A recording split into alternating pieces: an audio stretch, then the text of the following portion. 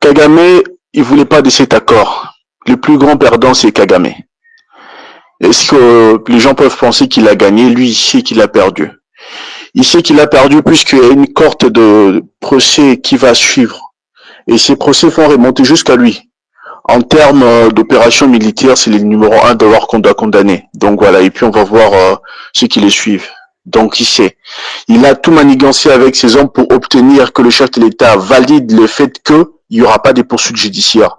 Et sur ce point, Félix Antoine Tshisekedi avait été intransigeant. Il a dit qu'il y aura des poursuites et on ne signera pas une mention comme ça où, une fois de plus, on va donner l'amnistie à ceux qui ont tué et massacré les Congolais. Donc voilà. C'était déjà un schéma. Si on l'avait cassé bien avant, on n'aura pas eu 30 ans d'agression rwandaise. Si ça a continué, c'est parce qu'à chaque fois qu'on avait dialogue, à chaque fois qu'il y avait signature d'accord, on donnait l'amnistie à tous ceux qui avaient massacré, tué, et ils entraient comme ça en vrac dans l'armée. Voilà. Ils étaient sacralisés, c'est fini. Aujourd'hui, c'est plus le cas. Donc, il n'a plus de marge de manœuvre pour recycler la classe politique des assassins, des criminels qu'il utilise comme étiquette congolais. Ça, c'est l'une des choses majeures qu'il a perdu, une victoire assez éclatante pour nous. Donc voilà. Et pour ceux qui sont assez observateurs sur cette question, ils savent qu'au niveau d'une de cours africaine, les Rwandais avaient été condamnés, la cour avait été jugée compétente pour juger de la question de l'agression rwandaise et des massacres commis à l'est de la République. Donc il y aura procès au niveau d'une forme de tribunal en Afrique. Mais au niveau de la CPI, les dossiers sont déjà ouverts sur plusieurs responsables, comme vous le voyez là, Nanga et tous les autres. Ils ont leur dossier. Même Kabila a déjà un dossier qui est ouvert. Et ils le savent. C'est comme ça qu'ils veulent se cacher derrière une certaine forme de dialogue pour obtenir l'amnistie générale. Il n'y aura pas. Et sur la question de la coopération économique, vous vous souvenez quand Faché est arrivé au pouvoir, la première des choses qu'il avait proposé à Kagame, c'était ça, de faire des affaires. Mais Kagame avait compris que c'était des miettes. Faire des affaires tout simplement sur le minerai qu'on a dans la zone frontalière entre nous et eux. Voilà. Or, Kagame voulait quoi? L'ensemble de ce qu'il y a en RDC. Puisque pour ceux qui sont peut-être informés, ils savent que Kagame parvenait à avoir les diamants du Kasaï sous Kabila. C'était ça, il contrôlait. Pourquoi il avait ses hommes partout? Et donc, quand on a libéré, quand on a récupéré les titres de Karimini au Katanga, rendez-vous compte tout ce que Kagame avait là-bas comme Karimini au Katanga. C'est très loin de chez lui. Mais il est contrôlé aussi là-bas. Donc, pour lui, le peu qu'on lui donnait en termes de coopération entre nous et lui, les minéraux qu'on va prendre, qui vont passer par le Rwanda pour être raffinés, qui vont passer la frontière rwandaise pour aller être raffinés au Rwanda, doit payer de tout ce qu'il y a comme recette, comme fiscalité et tout, doit être enregistré et estampillé comme étant des minerais congolais. Ce qui n'était pas le cas. Ce qui a fait que le Rwanda soit noté dans les années passées, comme vous connaissez, comme étant l'un des pays producteurs de cobalt, de coltan, de cuivre, matière qu'il n'a pas chez lui. Aujourd'hui, ça fait mal à ces gens-là qu'on reconnaisse que non, ça a été extrait en RDC, ça appartient à la RDC, ça passe au Rwanda pour la raffinerie, voilà, et ça va être raffiné là-bas, mais en payant des droits qu'on n'avait pas. Et ça, pour lui, c'est des miettes, puisque c'est quelqu'un qui a engagé beaucoup de milliards. Il payait sa cour, et sa cour le maintenait au pouvoir. Donc il sait qu'il va plus avoir des entrées comme avant. C'est une perte assez monumentale. Mais qu'est-ce qui va se passer maintenant avec tous ces gens-là qu'il a armés pour tuer en RDC?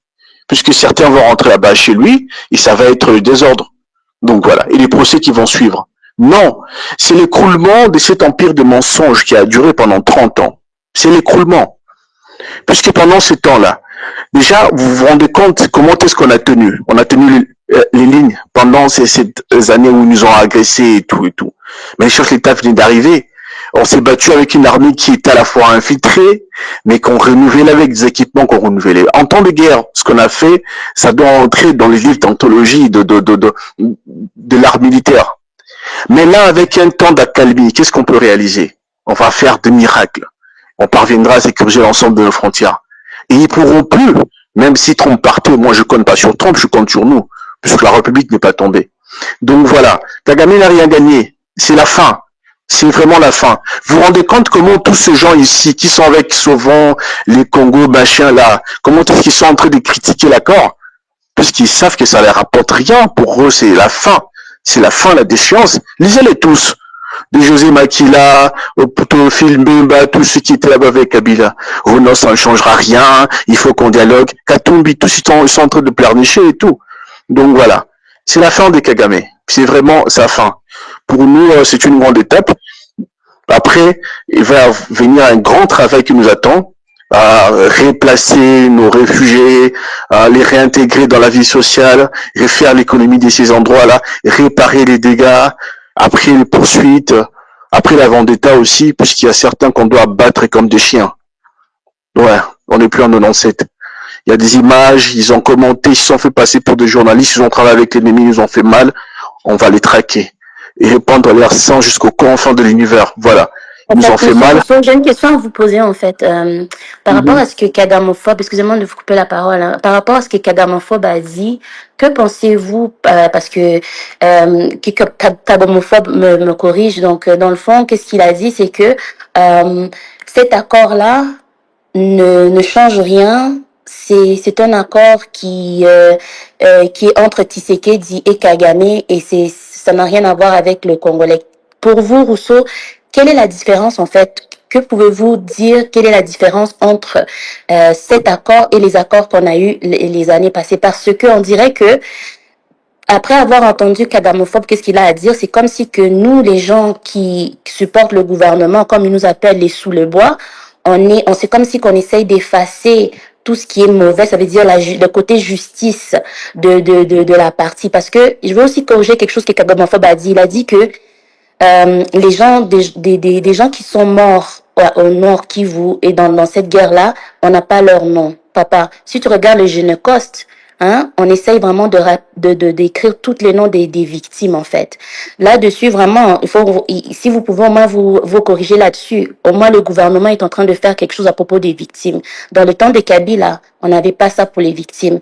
On avait seulement des messages, ils ont tué 500, 1000 personnes, 404, juste des gens qui se font égorger. Donc, pour revenir à ma question à Monsieur Rousseau, que pensez-vous de cet accord? Parce qu'on dirait que moi, vous et toutes les gens qui supportent le gouvernement, Monsieur Bouanga, Naël, tout ça, c'est comme si que nous, on est en train, excusez-moi de mon anglicisme, de hyper cet accord-là, tandis que cet accord-là va absolument rien changer pour nous. Merci. D'accord. Bon, après, je vais comprendre aussi quand M. Kagamophone dit, j'ai pas entendu, mais qu'on ne fait rien pour le nom des victimes. Non, ceux qui pensent comme ça, détrompons-nous. Il y a un travail des fourmis qui est fait sur la question. Ne prenez pas en vain les communiqués de FARDC, ne prenez pas en vain les communiqués des HCR, ne prenez pas en vain les communiqués de groupes des experts des Nations Unies. C'est documenté. Il y a des agents de renseignement sur terrain, certains sont même là, comme les agents de Croix-Rouge, la MONUSCO est là. On sait que dans telle localité, il y avait tel commandant du M23 qui a fait tel massacre en telle journée et tout, autant de nombre de morts. C'est pas seulement à Kishishi dont on a les noms de gens dont on a fait les livres blancs, non, non. C'est comme ça qu'on dit que 2025 n'est pas 1997. Tout est documenté. On va traquer ces gens. On va les traquer. Tout est documenté. Ils passeront au jugement. C'est comme ça que le chef de l'État a dit. Et sur ces points-là, ça n'avait jamais été fait. Et quand vous voyez quelqu'un qui dit on doit poursuivre ceux qui ont fait mal à la nation, ceux qui ont assassiné, ceux qui ont tué, considérez qu'il ne fait pas les choses pour lui. C'est parce que je le défends. On a vu quelqu'un qui faisait des choses pour lui, qui signait ce qu'il faisait Kabila, c'était assez grave. Il signe RCD, CNDP, quand il signe avec ces gens-là, brassage, mixage, et ces gens-là exigeaient de rester à l'est, là où ils avaient commis des massacres. Donc vous vous rendez compte, là où ils avaient violé, tué, la population qui avait été martyrisée est obligée de se cacher. Tout ça pourquoi? Parce que Kabila devait garder son pouvoir. C'est ça qu'on a connu quelqu'un qui faisait des accords pour lui.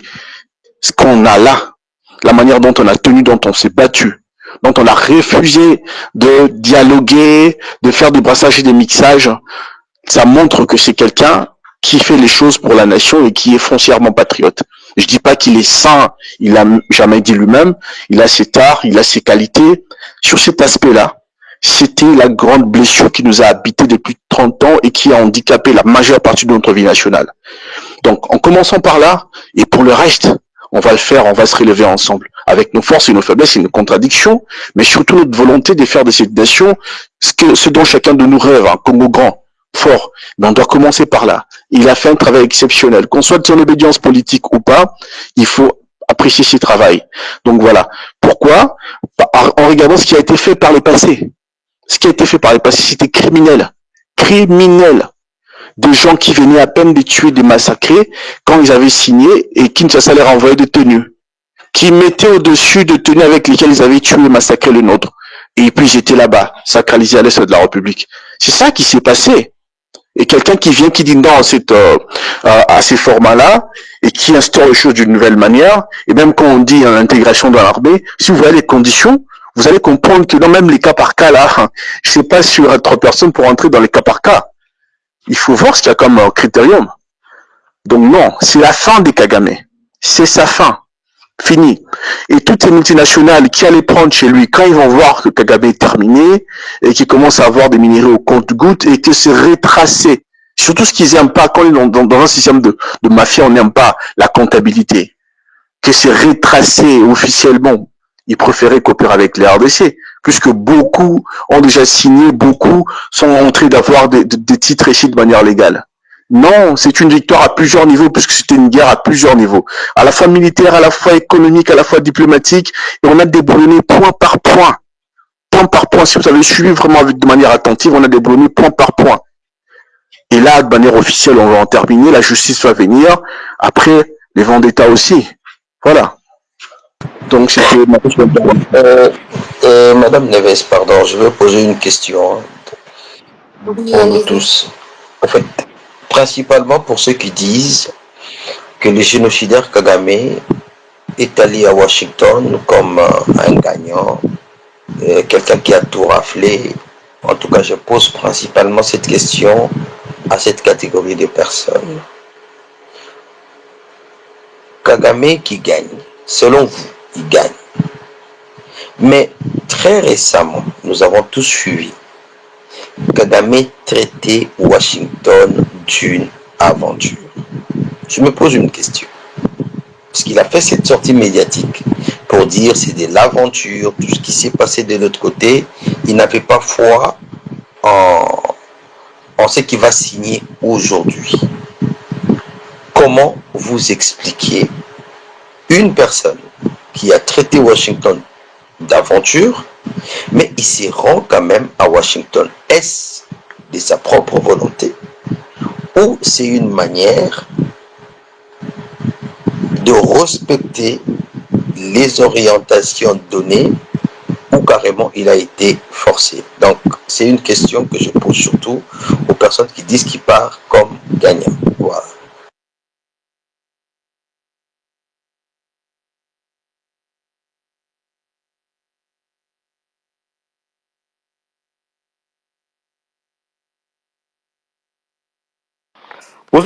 Qu'est-ce qui se passe? C'est ça, on a monnaie Katani, je pense que bon, on a un problème C'est qui parle? Non, j'ai déjà connexion. posé ma question. Monsieur Bora. J'ai posé ma question. Ah, ok. Ah, vous avez déjà posé la question, donc c'est Rousseau à répondre. Allez-y, monsieur Rousseau. Bon, la question était plus destinée à nos compatriotes qui pensent que Kagame a gagné. Non, là, la question est philosophique et bien tournée. Ce que Kagame est allé faire à Washington, il a fui de le faire à Luanda. Ils étaient prêts de signer et pour qu'on puisse obtenir la cessation des hostilités. Il s'est dérobé. Voilà. Là, Washington, c'est une grande puissance et il n'a pas eu le choix. Mais avant ça, il n'a pas. C'est même pas la récente sortie médiatique n'est pas isolée. Hein. Il a eu d'autres sorties médiatiques comme ça où il n'a parlé que de la RDC et puis où il a invectivé la communauté internationale. À un moment donné, il a fait du chantage pour dire que bon, les Rwandais ne consomment pas les minerais et ça va là-bas plutôt chez vous. Et après, à un moment donné, enfin, il dit ce sont des aventures, c'est la comédie. Et là, aujourd'hui, il part entrer dans le pas. Et non seulement il part signer ce qui est qualifié d'être de faribole, mais tous ces cortèges de malheur, au fait, les gens qu'il a enrôlés dans ces mouvements macabres, qui a massacré depuis 30 ans, ils sont là en train de faire quoi? À insulter cet accord, puisque ça ne les rapporte pas. Et ils sont là à dire que non, ça concerne Kagame. Et j'ai vu ces malabars, un culte, je sais plus comment on l'appelle, il est barbu comme ça, c'est lancé qui est du M23, dire que non, c'est que tu sais Kedi est en train de faire là-bas avec Kagame, ça concerne pas les M23. C'est Wankancha. Voilà, Wankancha, c'est un imbécile. L'homme en chiffre, en nombre, en chiffre, en lettres. Ouais. On a des bizarreries comme ça. Voilà. Il explique que non, enfin, ça concerne le Rwanda et ça concerne Kagame et Tshisekedi. Mais nous savons tous que il lui dit la M23 n'est pas concernée. Nous savons tous que la M23 c'est le nom d'opération de l'agression rwandaise. La M23 n'existe pas. C'est le nom d'une opération d'agression rwandaise. Et sans le Rwanda, ces gens-là sont quoi? Ils sont rien. Donc voilà, pour comprendre que ce qui va se passer là-bas, elle leur fait mal. Et pour eux, ils ont été sacrifiés. Ils prennent ça comme de la trahison. Donc pour eux, Kagame les a trahis. Ils ne devaient pas signer dans ces conditions-là, où jusque-là, ils n'ont pas obtenu que le RDC ne va pas les poursuivre. Regardez, j'avais suivi récemment, une petite digression, une vidéo sur Roger Lumbala, une émission passée, hein. Monsieur parlait avec beaucoup de fierté, il disait comment est-ce qu'on lui posait la question, vous n'avez pas de regrets par rapport à tout le mort occasionné pendant la rébellion. Il dit, mais les gens ne meurent pas que de la guerre, les gens meurent aussi de la malaria et tout. Et puis on lui a dit, mais un jour un tribunal peut vous condamner. Il dit, mais on est nombreux, on ira tous, ici il faut qu'il y ait un tribunal, on ira tous. Je suis un homme, je n'ai pas peur et tout. Il expliquait comment il avait de couilles. Aujourd'hui, il est là-bas, il pleurniche comme un gamin face à la justice. Ça sera comme ça pour tous ces gens-là, des Denis Sanga, des Thomas Louak et tous les autres. Ils partiront, et les Nanga et tout, ils partiront. Même ce jeune gens de Chaloué, ils partiront. Ceux qui ne pourront pas partir, on les traquera partout. On les abattra. Et même ceux qui ont été là comme des journalistes qui relayaient là et tout, on va les traquer. Les Congos se fera rester. Et pour le cas de Jean-Pierre Bemba, il va faire quoi? Je vais vous dire une chose. Oui. Je vais vous dire une chose. Oui. La République que nous voulons doit être exemplaire. Donc voilà. T'as pouvoir, boy. C'est ça, les gens du pouvoir. Je vais poser une question simple. Depuis tout à l'heure, vous parlez, attendez. Vous êtes en train de parler des autres Lumbala et tout le tralala, les rebelles qui ont tué. Ok. Qu'est-ce qu'il a fait Jean-Pierre Bemba? Il est où actuellement? Ils sont beaucoup qui si sont les autres, ils dans doivent être jugés, lui aussi doit être jugé comme les autres. Oui, d'accord. Il a déjà condamné, non? Non. Mais vous avez posé une question, soyez à l'aise que je vous réponde. Vous avez posé une question. Il y a des listes. Le rapport dumping existe. Et ceux qui font partie de ces listes seront condamnés. Ça sera même pas à moi de juger. Donc voilà, c'est ça le principe. Non, mais c'est pas à vous de juger, mais vous êtes en train de juger les autres. Non. Attendez, on connaît très bien cette politique de manipulation que vous êtes en train de faire. On n'est pas des enfants, on est des grandes personnes. On est des grandes personnes qui réfléchissent. Non. Attendez, on est des grandes personnes qui réfléchissent. Vous commencez pas avec des accusations. Je m'excuse, j'ai fermé le micro, excusez-moi, c'est pas respectueux, mais j'ai fermé le micro parce que ça faisait trop de va-et-vient. Kagamophobe, posez votre question, donnez aussi le temps à Monsieur Rousseau de répondre. Vous avez posé une question valide parce qu'il est en train de parler de Roger Lumbala avec les autres personnes qui ont participé à la guerre. Rousseau va répondre. Moi, si je voudrais vous poser la question, Kagamophobe, dans tous ces gens-là que Rousseau a nommés, dans tous ces gens-là qui ont participé à la rébellion, Jean-Pierre Bemba aujourd'hui se trouve de quel côté de l'histoire? J'aimerais ça que vous répondez après Rousseau et aussi dans le côté de l'histoire qu'il se trouve. N'a-t-il pas été condamné ou pas? Vous pouvez rire comme vous voulez, mais je vous pose quand même les questions pour que vous puissiez aussi répondre. Parce que votre question par rapport à Jean-Pierre Bemba, ça revient et ça revient. Et on dirait que à chaque fois qu'on vous répond, il n'y a aucune réponse qui vous satisfait. Parce que hier, vous avez posé cette question-là. Aujourd'hui, vous allez poser cette question-là. Demain encore, vous allez poser cette question-là. C'est une question que vous posez à chaque fois et il faut que, si on vous répond au moins, passez à d'autres questions. Moi aussi, je voudrais savoir kagamophobe, après que Rousseau vous répond, dites-moi de quel côté de l'histoire que Jean-Pierre Mbemba est, et par rapport au Rwanda, est-ce qu'il le condamne, oui ou non? Tu es kagamophobe, ça veut dire que tu es contre tout ce que le Rwanda fait. Alors dis-moi, les Katumbi, les choses comme ça qui n'ont pas condamné, est-ce qu'on va aussi les mettre plus tard, qui vont collaborer avec le Rwanda, dans la liste, même liste que Jean-Pierre Mbemba pour tout juger Baron dans la future? C'est ça ma question. Allez-y, monsieur Rousseau. D'accord.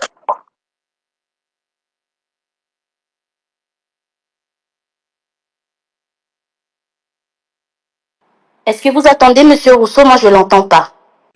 Non, il n'est plus là. Monsieur Rousseau, reprenez la parole. Voilà. Ouais. Je disais que le rapport mapping est là. Tous ceux qui ont commis des crimes imprescriptibles y figurent. Donc voilà. Ça n'a même pas été élaboré par les experts de l'UDPS ou de l'Union Sacrée ou du FCC ou d'un quelconque forme de camp. Non, non. Tous ces messieurs qui figurent dans ces rapports-là ont fait des choses en âme et conscience. Et ça sera au tribunal des statuer. Mais la République ne protégera personne. S'il y a ici quelqu'un qui veut que la République protège qui que ce soit, alors c'est un traître à la patrie. Et il n'est pas du tout conforme à ces Congo que nous voulons construire. Voilà. Donc c'est ça. Après, on va voir des circonstances atténuantes, mais ça ne sera pas à nous de juger, puis ça va être une histoire du tribunal international. Mais on verra des circonstances atténuantes. Surtout pour le cas de Jean-Pierre Bemba ou de gens comme Lumbala. Plutôt Thomas Lubanga, je crois. Condamné, il a fait la prison, il sort, qu'est-ce qu'il fait? Il récidive, il rempile, il rentre encore dans le mouvement insurrectionnel. Bon, voilà. Bemba, il a été condamné. Est-ce qu'on prendra en compte la question sur le MLC, ce qui a été commis? C'est pas à moi de juger. Mais il faut qu'il y ait des procès là-dessus. Donc voilà, on verra plus tard. C'est que comme ça qu'on construira la nation. Il n'y aura pas de il n'y aura pas de paix durable sans justice équitable. Ça, c'est un principe, le chef d'État l'a défendu, il l'a obtenu. Donc voilà, c'est ça. Ils sont nombreux. Dans un des rapports des experts des Nations Unies, Katumbi a été cité, ça n'a pas été fait par l'UDPS. On a cité que lui, Kabila, Kagame, Museveni, comploté, travaille avec les M23. Il a attendu longtemps pour dire que non, c'est pas ci, c'est pas ça. Donc voilà. C'est devenu quoi une habitude pour faire la politique. Il faut prendre les armes contre la nation et ils se cachent tous derrière Kagame. Aujourd'hui, je serais bien content de voir Kagame mourir pour dire non, je n'étais pas avec lui. Alors qu'il y a des traces, il y a des écoutes. Voilà. Tout est là. Ouais. Donc c'était ça ce que j'avais comme réponse.